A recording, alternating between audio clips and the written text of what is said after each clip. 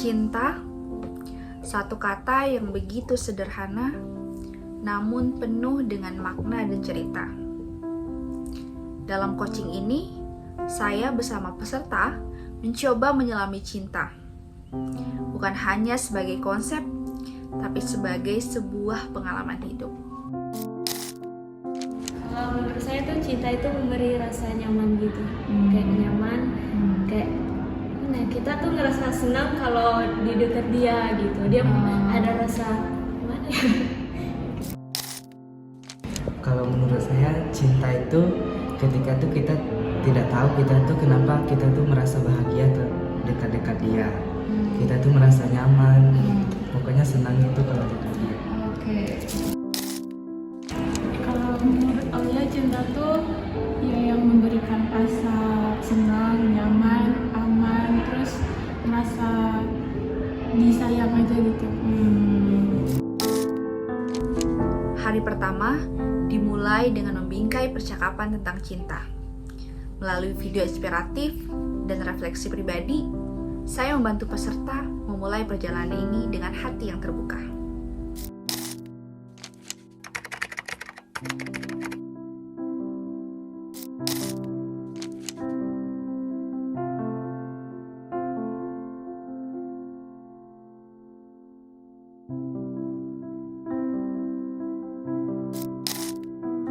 Menurut kalian, setelah kalian melihat video tadi, gimana tanggapan kalian sekarang?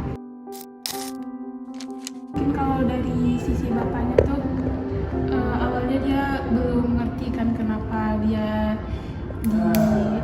di tempat sana, terus padahal bapaknya tuh tiap pagi marahin dia. Terus pas dia udah ngilang, mungkin bapaknya tuh udah ngerasa terhubung mungkin ikatan emosionalnya sama dia. Terus pas dicek CCTV ternyata dia ngejaga toko bapaknya. Menurut saya yang dari video tadi itu jangan terlalu cepat untuk mengambil kesimpulan gitu. Belum tentu kan yang jahat itu bagi kita tuh dia tuh beneran jahat. Kita tuh harus lebih teliti dulu gitu, jangan terlalu cepat mengambil kesimpulan. Yang jahat bagi kita belum tentu itu beneran jahat. Kebanyakan kita memandang bahwa cinta itu hanya kepada pasangan aja, gitu, pada pacar, pada suami, pada istri gitu, atau gitu kan, atau HTS, TTM gitu kan. Itu mungkin kita udah memandangnya kayak gitu. Tapi cinta tuh sebenarnya lebih besar dari itu. Cinta tuh nggak hanya kepada pasangan, tapi cinta tuh bisa kepada diri sendiri, bisa juga cinta kepada orang tua, kepada saudara kita, kepada teman-teman kita, kepada sahabat kita, atau bahkan orang lain yang mungkin nggak punya hubungan secara personal.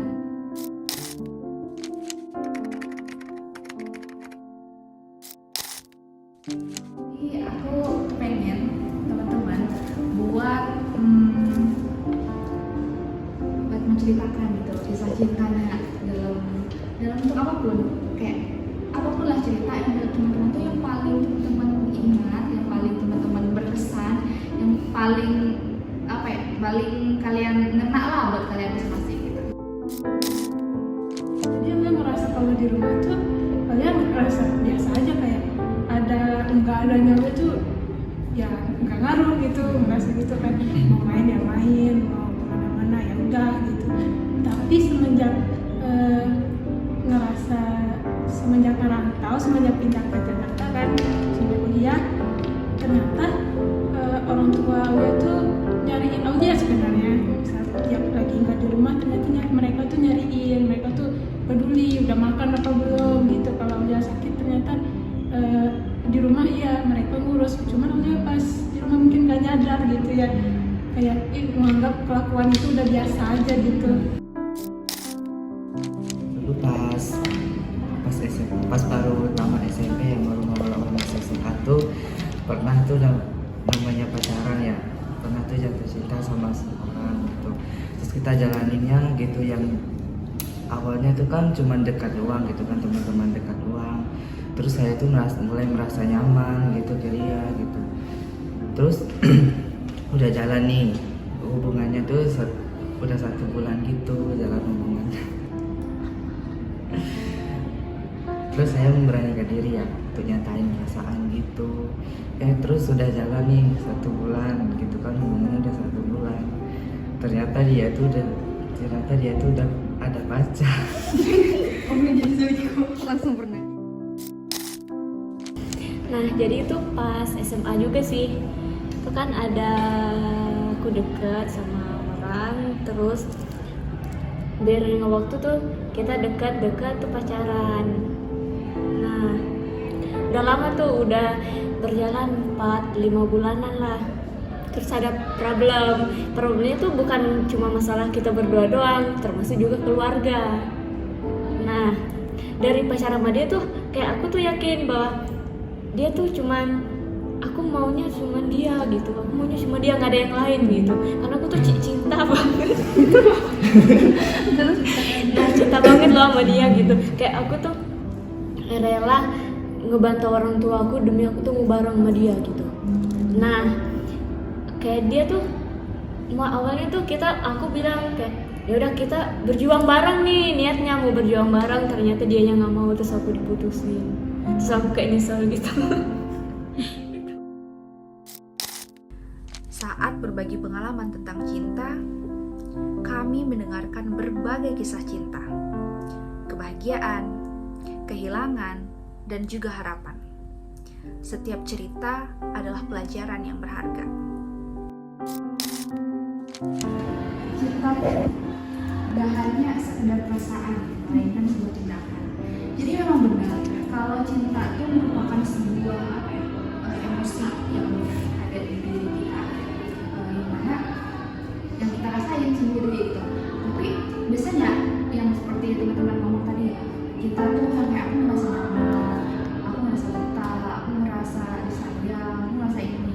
Itu kan kayak cinta dalam konteks yang kita terima, bukan yang kita berikan, tapi yang kita terima, yang kita dapatkan, yang kita rasainnya seperti itu.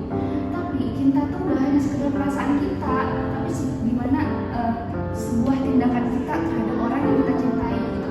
Jadi gini, kalau kita berpikir tentang cinta itu jangan hanya ketika kita mau menerima aja, tapi gimana cara kita melakukannya, gimana kita memberikan cinta itu kepada orang-orang yang kita cintai gitu. Akhirnya ketika kita sudah mendapatkan cinta tadi, kita juga harus memberikan cinta kepada orang yang kita cintai gitu. Sehingga itu tuh menjadi sebuah perpaduan gitu yang kompleks gitu, yang emang bener-bener cinta tuh menyatu gitu. Jadi gak cuma yang kita rasain, tapi yang kita berikan juga.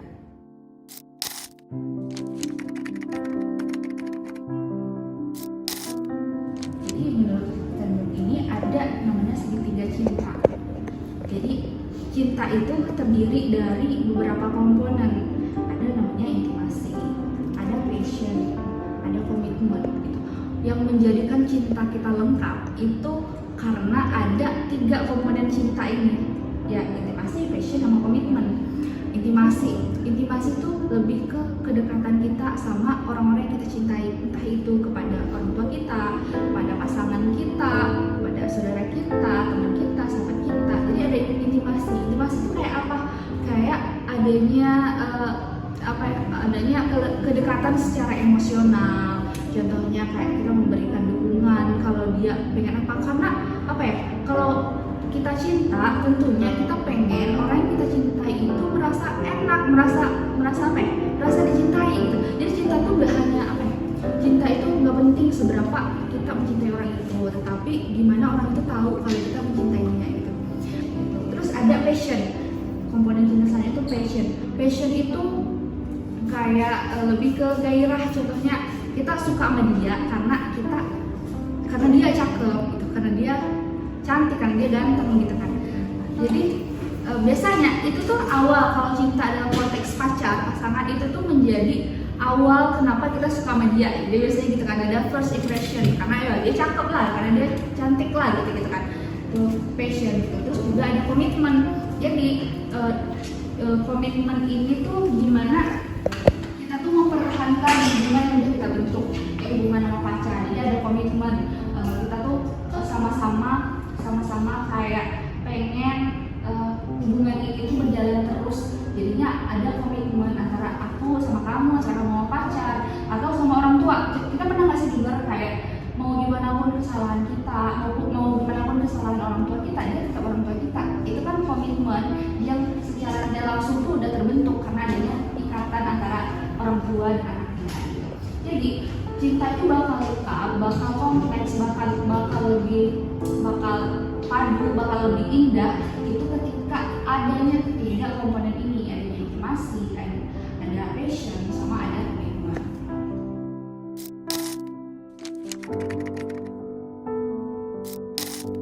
Jadi kayak ini tuh ada kasus teman-teman boleh. Jadi tadi kan ada intimasi, terus juga ada komitmen gitu kan. Ini yang pertama, coba baca deh. Memberikan dukungan secara emosional. Situasinya, salah satu pasangan sedang merasa tertekan atau stres dan yang lainnya perlu memberikan dukungan emosional. Jadi ada satu orang yang berperan sebagai orang yang lagi stres, yang membutuhkan dukungan, sementara yang lain memberikan perhatian. Dia pusing banget nih dan stres gitu, bikin tugasnya udah numpuk gitu, belum lagi ada masalah-masalah lain gitu. Ngerti sih perasaan kamu Ran. Semangat ya Ran. Kayak mungkin kita tuh emang punya fase capek gitu, tapi kita pasti bakal punya solusi untuk itu, untuk ngerasain. Sabar aja Ran, kuat-kuat. Saya membekali peserta dengan teori cinta dari Sternberg. Melalui simulasi role play, peserta belajar bagaimana cinta dapat diterapkan dalam kehidupan sehari-hari.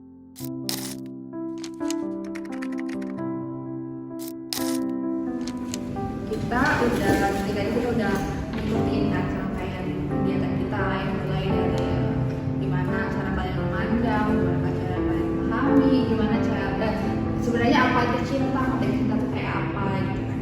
Nah sini setelah kita ngikutin itu, aku mau minta kalian buat apa sih kalian menuliskan karena refleksi kita terhadap kegiatan hari ini. Yang kayak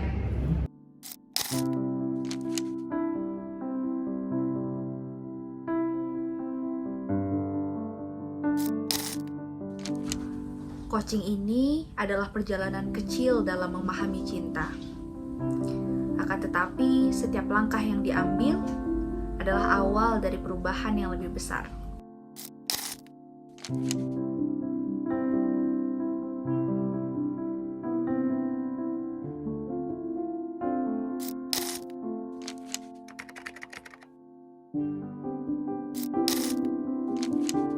Jadi setelah mengikuti coaching, saya menjadi lebih memahami tentang cinta. Saya tidak hanya bisa mencoba mencintai orang lain, tapi juga mencintai diri sendiri. Selain itu juga melakukan aktivitas, saya merasa lebih dekat, lebih terhubung secara emosional dengan orang-orang yang saya cintai. Setelah kegiatan coaching kemarin, aku tuh baru sadar ternyata cinta tuh bukan cuma yang kita rasain aja, ternyata juga tentang tindakan untuk kita ke orang yang kita cintai juga sepenting itu. Oke, setelah kegiatan kemarin saya lebih memahami bahwa cinta itu tidak hanya sekedar ucapan, tetapi bisa juga suatu tindakan dan cinta itu tidak selalu tentang kita ke pacar kita, tetapi bisa juga kayak orang sekitar, misalnya orang tua atau sahabat kita.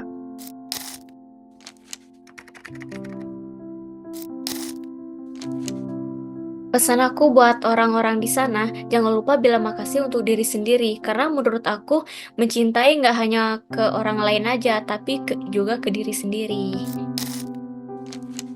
Semua orang bisa menemani, tapi tidak semua orang bisa memahami. Apapun yang terjadi, jangan pernah berhenti menjadi orang baik.